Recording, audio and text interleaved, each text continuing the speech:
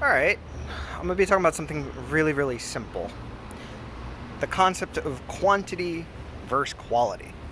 It's a really generic thing that a lot of people have talked about, and usually the answer is yes.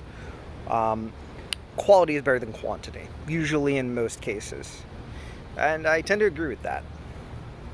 Like, I remember there are times where I would get, products made or something, and it'd be like, alright, well, I'll do 100 for, what was it, like $50? Like 100 t-shirt signs for $50. That seems like a pretty good deal. But then when you get the designs or whatnot, they're kind of mediocre. They kind of look like shit. You can't really make much money off them. But when I started looking at, like, okay, I can get 20 designs for, $50, the quality tends to be a bit better. Now, of course, these examples are just thrown out there, but generally speaking, I have found that in most cases, quality tends to overdo quantity. I find that true in relationships, in friendships, and pretty much any aspect of my life. It's like when you have a large quantity of things, they tend to be lower quality. Either lower quality, low in price. It doesn't necessarily make them good. I mean, the price of something also doesn't dictate whether the quality of the item is there, but that's a whole different video, a whole different topic. But yes, generally speaking, look for quality over quantity. Look for the quality of books you're going to read, not the quantity. I mean, there's so many hours in your life. Like, you can't read every single book. You can't, write 100 books every year. You have to look at your life and figure out, what experiences are worth your time. Because your time is not infinite. And once you realize that, you can actually start looking at some of the books that you might be reading or thinking about reading and be like, okay, well, is this experience worth my time? Could I just get a quick product summary or a quick summary of the book online that just covers the book, and I saved 10 to 15 hours or more instead of reading the book? And unfortunately, a lot of books are like that, where, you could be reading them and you're not going to be really learning as much from them, because they're just like filled with a bunch of like needless fluff and details you don't need.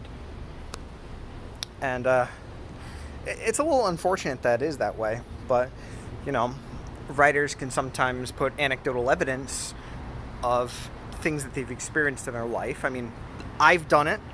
Other people have done it. Sometimes people use that experience to showcase a point.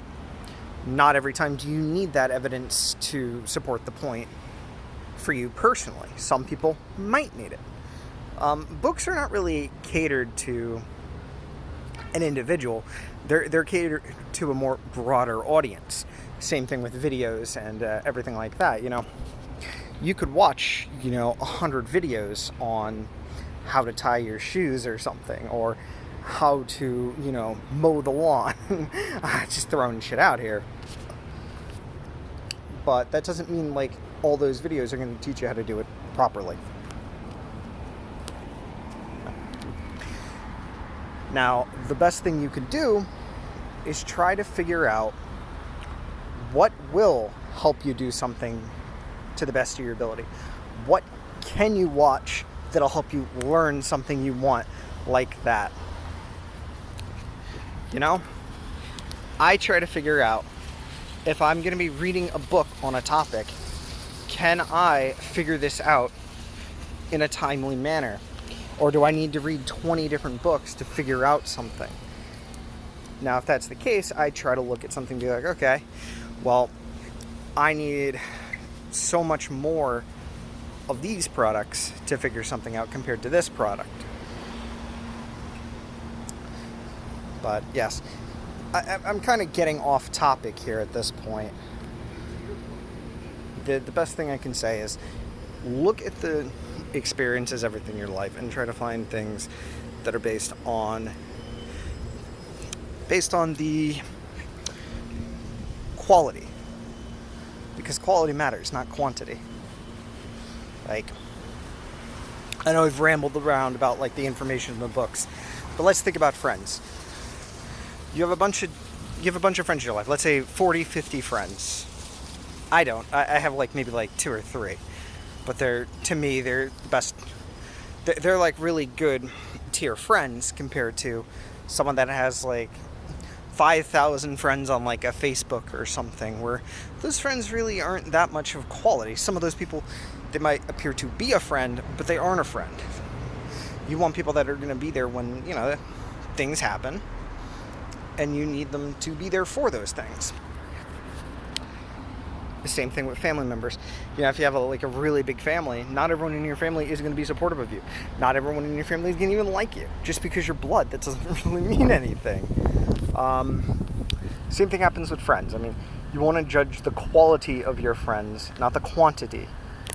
Yes, having more people in your circle, per se, does offer the ability to get, more opportunities. But that's not always the case. Some people are more of a drain on your value than an addition to your value. That is something to keep in mind. What else? Relationships, too.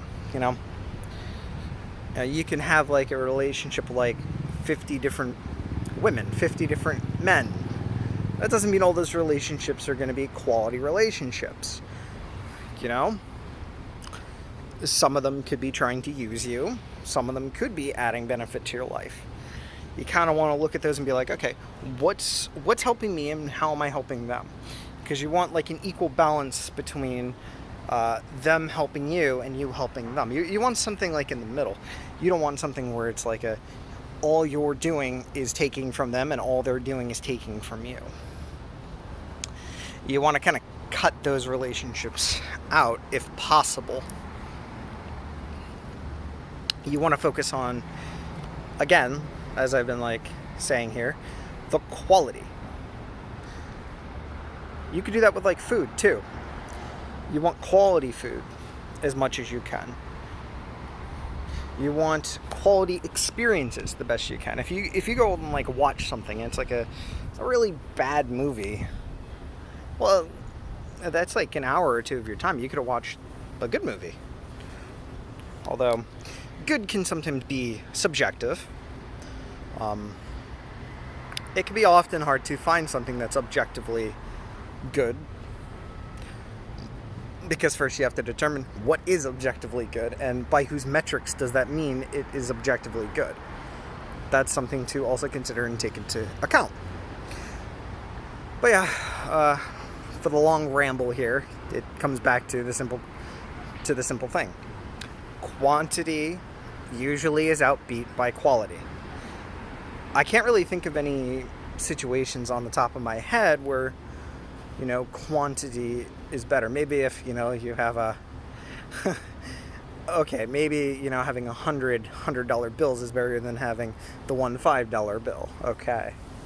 But outside of ridiculous situations, I can't really figure out what is a good situation where quantity really outbeats. Because usually having something in a large quantity comes at a cost. And the cost is usually quality. All right, that's all I have for you. Thank you.